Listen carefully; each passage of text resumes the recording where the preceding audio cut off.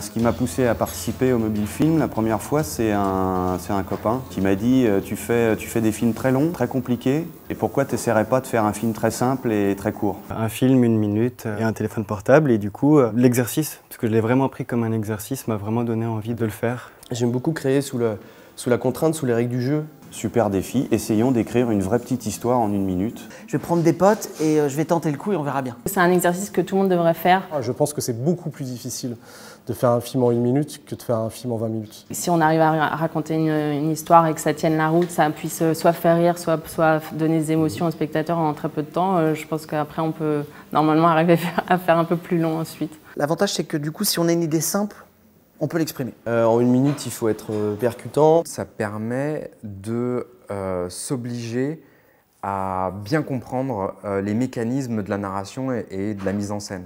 C'est l'efficacité qui est intéressante en 1 minute.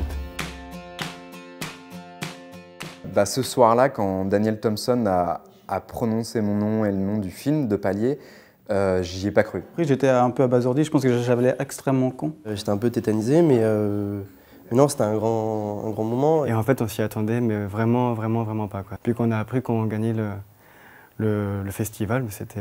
Beaucoup d'émotions d'un coup. Je pense que si on revoit la cérémonie, on entend beaucoup de cris dans la salle à ce moment-là, mais je pense que les cris viennent de moi principalement. Donc ça donne pas mal d'émotions. D'ailleurs, je crois que j'ai même oublié de remercier les membres du jury. Enfin, j'étais un peu, un peu émue. Quand j'ai compris que j'avais gagné, c'était juste extraordinaire.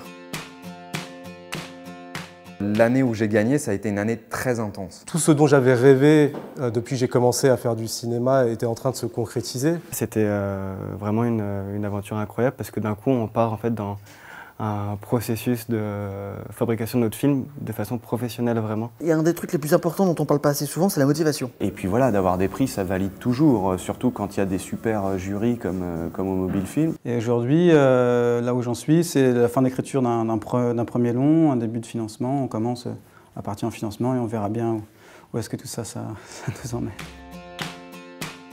Waouh. Ma première émotion de cinéma en tant que spectateur. Donc c'était Titanic. Un retour du Jedi. Retour vers le futur. L'histoire sans fin. Les 7 mercenaires. Et je crois que c'est Jurassic Park. Voilà, c'est des films qui donnent envie de faire du cinéma. Cette Mobile Film Academy, c'est une super idée parce que ça permet de rencontrer des gens qu'on n'aurait peut-être pas l'occasion de rencontrer. Et aussi avoir l'expérience de gens qui sont des vrais professionnels du cinéma et aussi du web. C'est quelque chose d'unique, je ne crois pas l'avoir vu et c'est une chance énorme pour nous tous. Voilà, de se rencontrer aussi entre réalisateurs, c'est intéressant. C'est la création d'une petite famille. Moi, je sais que je suis assez très proche de Benjamin Bunel, par exemple. Je pense que ça va m'ouvrir des perspectives.